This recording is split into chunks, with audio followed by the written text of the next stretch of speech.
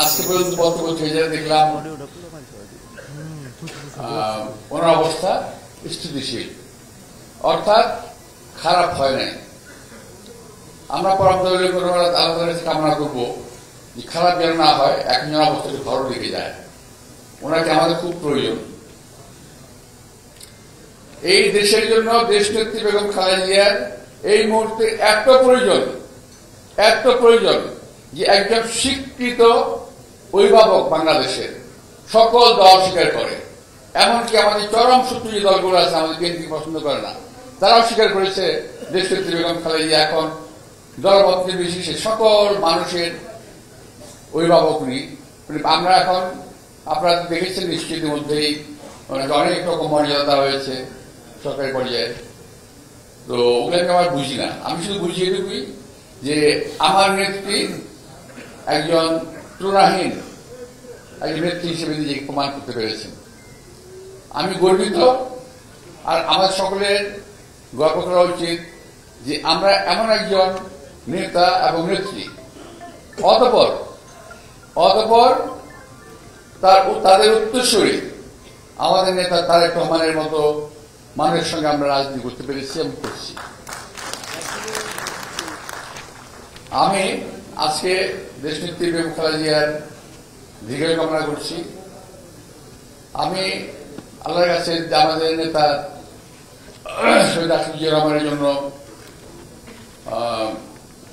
ব্যস্ত কামনা করব এবং আমাদের নেতা তারেক রহমান অচিরেই দেশে ফিরে এসে আমাদের দেশের মানুষের হাল ধরবেন, রাজনীতিতে হাল ধরবেন এবং নতুন নতুন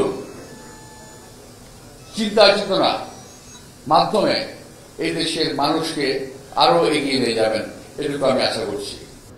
এটা একজন দেশনেত্রী বেগম খালেদা জিয়ার একজন কর্মী হিসাবে আমি শহীদ রাষ্ট্রপতি জিয়া রহমানের হাতে ধরে সঙ্গে থেকে বিএনপি প্রতিষ্ঠানের থেকে আমি এই সংগঠনে আছি। জিয়া রহমান সাহেব ব্যক্তিগত আমাকে অত্যন্ত পছন্দ করতেন, যদিও আমি ছোট ছিলাম, কিন্তু তারপরও সম্পর্ক ভালো ছিল। অতঃপর দেশনেত্রী বেগম খালেদা জিয়া ওনার তত্ত্বাবধানে রাজনৈতিক জীবনে যেখানে এসেছি,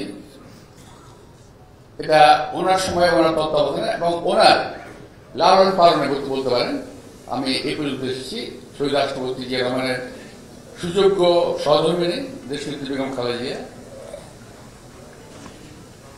তিনি আজকে হসপিটালে, কালকে আমি আমার বক্তব্য বলেছি যে উনি পাঞ্জা লড়েছেন। অনেকে বলে যে মৃত্যুর সঙ্গে পাঞ্জা লড়ছেন, কিন্তু আমি বলি মৃত্যু না জীবন, কার সঙ্গে তিনি পাঞ্জা লড়ছেন এটা কিন্তু আমরা জানি না। জীবনের সঙ্গে পাঞ্জা লড়ছেন না মৃত্যুর সঙ্গে পাঞ্জা লড়ছেন এটা আমার জানা নাই, আল্লাহ জানে, আল্লাহ কি নির্ধারণ করে রেখেছেন। কিছুক্ষণ আগে আমি নিজ বিষয়ে কথা বলছিলাম, সেই কথা শেষ হয়নি, আমি অনুরোধ জানাবো নিজের কথা শুনেন। শহীদ রাষ্ট্রপতি যখন জিয়া রহমান যখন শাহাদাত বরণ করেন, তখন আমি একটু অসুস্থ ছিলাম, আমার একটা অপারেশন হয়েছিল, অ্যাপেন্ডিসাইটিস অপারেশন হয়েছিল ওই সময়। তো একটু সুস্থতার দিকে হঠাৎ করে খবর এলো শহীদ রাষ্ট্রপতি জিয়া রহমান নিহত হয়েছেন চট্টগ্রামে। তারপর জানা যায় টাইম ঘোষণা হলো, তখন অনেক কিছু মনে নেই আমার, শুধু একটু মনে আছে আমি জানাজা কোথায় হবে, জানাজা হবে মানিক মিয়া। বাসা থেকে আমার শাহজাহানপুরের বাসা থেকে হেঁটে রওনা হয়েছিলাম আমরা কয়েকজন আমার পাড়ার। এসে আমি যে ফার্ম গেটের যেখানে তোমার ঢুকা, এখন মানিক ভাই যেতে ফার্ম গেট আসতে হবে, ফার্ম গেটে ঢুকার সময় জায়গা ছিল না ঢুকার। আমার কথা যদি তোমার আমি বুঝাতে পারি তাহলে তোমার ফিল করতে পারবে, এটা জায়গা ছিল না। ফার্ম গেট থেকে আমাদের এই মোটামুটি যেহেতু সাইজও ছোট ছিলাম, বয়সও কম ছিল, এই ধাক্কা থেকে করে কিছুটা সামনে যেতে পেরেছিলাম এই পর্যন্ত। এই যে কি বলে এটাকে গোল চক্রটা আছে যেখানে, এই গোল চক্র পর্যন্ত গেছি আমরা। লোকে লোকারণ্য, তোর এত লোক অন্য কারো জানা, এত মানুষের অন্য কারো জানা হয়েছিল কিনা আমার জানা নেই, আমি শুনি নাই। অনেক লোক আছে, কেউ দেখেনি। দেশনেত্রী বেগম খালেদা জিয়া, আমি এই কথা বললাম এই কারণে, দেশনেত্রী বেগম খালেদা জিয়া আজকে অসুস্থ অবস্থায়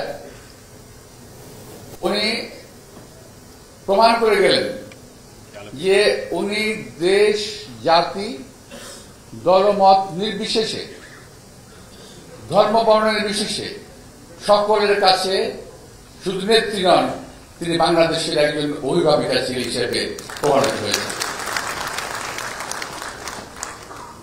বিএনপি নেত্রী থেকে শুরু, দেশ নেত্রী, অতঃপর এই অসুস্থতার সময় এটা প্রমাণ হয়েছে যে দেশনেত্রী বেগম খালেদা জিয়া শুধু আমাদের নেত্রী নন, আমাদের গর্বের জায়গা। দেশনেত্রী বেগম খালেদা জিয়া এখন সারা বাংলাদেশের গণ মানুষের আকাঙ্ক্ষার একজন অভিভাবক।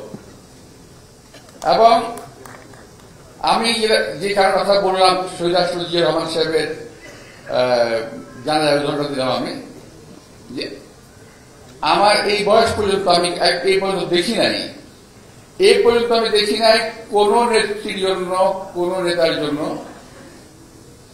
এত দোয়া হয়েছে দেশব্যাপী, এত দোয়া হয়েছে। আপনারা দেখেছেন কিনা আমি জানি না, কিন্তু আমি দেখি নাই। যেখানে গেছি আমি দোয়া কথা বলার আগেই দেখলাম যে তারা হুজুর ঘেরে রেখেছে, মিছিলে, মিটিং এ, যেখানে গেছি আগে দেশনীতির জন্য দোয়া, তারপর অন্য কাজ। তো এই দোয়ার কারণে হয়তো আল্লাহ তাআলা ওনাকে আমাদের মাঝে আবারও ইনশাআল্লাহ ফিরিয়ে দেবেন বলে আশা করি আল্লাহ তাআলার কাছে। তো দেশনেত্রী বেগম খালেদা জিয়া উনি আমাদের মাঝে ফিরে আসবেন, এটা পরম দয়ালু করুন আল্লাহ তাআলার কাছে আমাদের সকলের প্রার্থনা হোক, আমাদের সকলের চাহিদা হোক যে আমাদের এতগুলো মানুষ, বাংলাদেশের প্রত্যেকটি মানুষ দলমত নির্বিশেষে, বলেছি যে দলমত নির্বিশেষে তার জন্য দোয়া করছে এবং তার দীর্ঘায়ু কামনা করছে। তো আজকে আমরাও তার ওনার দীর্ঘায়ু কামনা করি, সুস্থতা কামনা করি। খুব কষ্ট লাগে